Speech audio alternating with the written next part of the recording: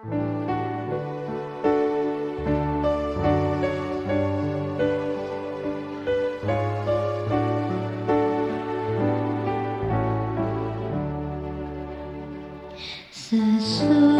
malam fajar mereka bersama Yesus, surga mulai.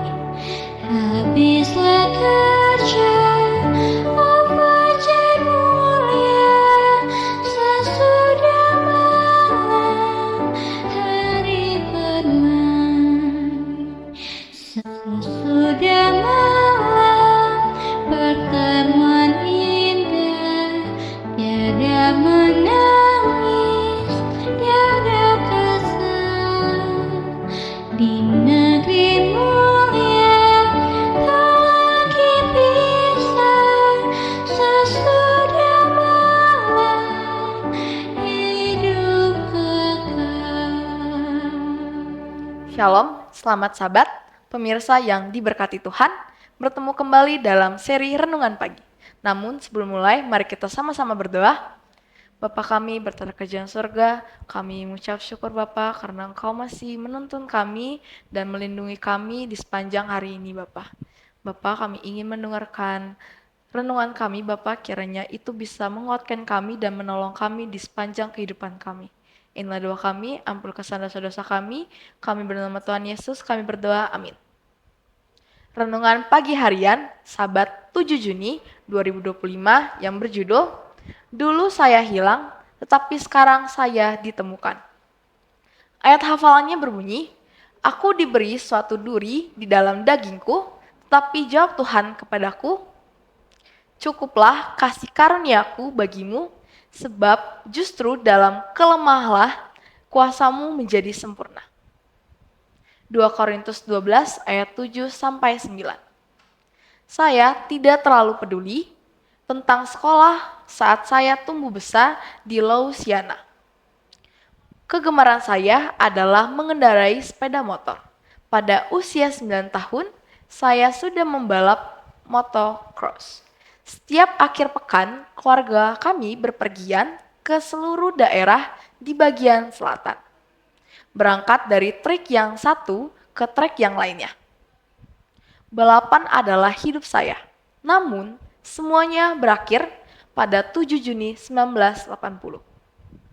Saya mempunyai firasat sesuatu yang buruk akan terjadi, tetapi dengan cepat saya menepisnya. Bahkan sampai lupa berdoa seperti yang biasa saya lakukan. Pertandingan dimulai. Saya adalah orang pertama yang melewati tikungan pertama. Beberapa lap kemudian, saya melintasi lompatan yang melemparkan saya sejauh 20 kaki ke udara. Bagian belakang sepeda motor melintasi kepala saya. Saya pikir saya bisa mengendarainya, jadi saya berpegang padanya. Kepala saya terbentuk lebih dahulu. Sepeda motor tersebut kemudian mendarat di atas saya dan punggung saya patah di daerah pinggang. Saya langsung menyadarinya pada detik saya menyentuh tanah. Saya baru berusia 15 tahun dan lumpuh dari pinggang ke bawah. 6 bulan kemudian, dengan menggunakan kursi roda, saya mengalami 2 kecelakaan mobil dengan selisih hanya dalam 5 hari. Melaju mendekati 100, kemudian kedua mobilnya mengalami kerusakan sangat parah. Ketika saya menyelam pada tahun 1996, saya kehilangan udara pada kedalaman 49 kaki dan hampir tenggelam. Sekali lagi dan sekali lagi, Tuhan menyelamatkan hidup saya. Saya memuji Dia karena begitu sabar terhadap seseorang yang keras kepala seperti saya. Tidak membiarkan saya mati dalam kondisi belum diselamatkan. Pada bulan Oktober 1997, saya mencapai titik terendah. Saya menangis dan berdoa lebih dari sebelumnya. Tuhan, kendalikan hidup saya. Berilah saya kekuatan, pengetahuan, keberanian, kebijaksanaan, apapun yang saya butuhkan. Hancurkan saya, bentuklah saya. Lakukan apapun untuk menunjukkan kepada orang-orang bahwa Engkaulah Tuhan yang benar dan hidup. Baru pada saat itulah saya memahami bahwa saya harus mati terhadap diri saya sendiri dan meninggalkan cara-cara dunia jika saya ingin hidup untuk Kristus. Hanya 4 bulan kemudian, Tuhan memberkati saya dengan seorang istri dan anak tiri perempuan yang cantik. Bersama-sama kami menemukan kebenaran Alkitab. Saya mendapat kehormatan untuk merawat istri saya karena penyakit dalam jangka waktu yang lama. Namun, kehilangan dia pada bulan Juni 2002. Tanpa Kristus dalam hidup saya tidak akan bisa membagikan semua ini. Kita melayani Tuhan yang pengasih. Dia memberitahu kita bahwa Dia tidak akan membebani kita lebih dari yang bisa kita tanggung. Saya percaya itu dengan sepenuh hati. Jika Tuhan mau menerima saya, Dia akan menerima siapapun. Dia harus menggali sedikit lebih dalam dan memukul saya sedikit agar saya terbangun.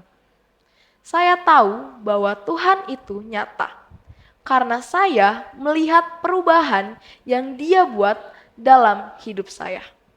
Saya awalnya adalah seorang yang mengalami kepahitan, tetapi sekarang saya melihat kecacatan saya sebagai sebuah anugerah. Saya memahami bahwa bukan aku lagi, melainkan Kristus yang hidup di dalam aku. Semakin saya lemah, maka Dia menjadi semakin kuat. Hidup saya begitu penuh dengan kebahagiaan, kegembiraan, dan kedamaian yang melebihi apa yang dapat saya katakan. Singkatnya, ini adalah anugerah yang luar biasa. Terima kasih Tuhan atas duri di dalam daging yang membuat kami tetap rendah hati dan mati terhadap diri sendiri. Buddy Ivy. Tuhan memberkati. Mari kita sama-sama berdoa.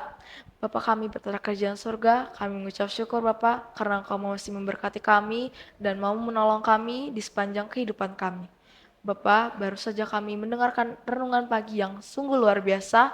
Kiranya pengalaman dari kejadian yang sudah kami dengarkan itu, kiranya itu bisa membantu kami untuk lebih dekat kepadamu dan juga dapat bisa memberikan kami juga motivasi dalam hidup kami Bapa. Bapa, kami ingin mendoakan orang-orang yang di sekitar kami Bapa yang mungkin sedang dalam kekurangan ataupun sedang dalam sakit, kiranya Engkau menuntun mereka yang sakit, kiranya Engkau sembuhkan. Bapa, inilah doa kami, ampunlah kesalahan dosa kami yang telah kami perbuat. Kami berdoa dalam nama Tuhan Yesus, kami berdoa, amin.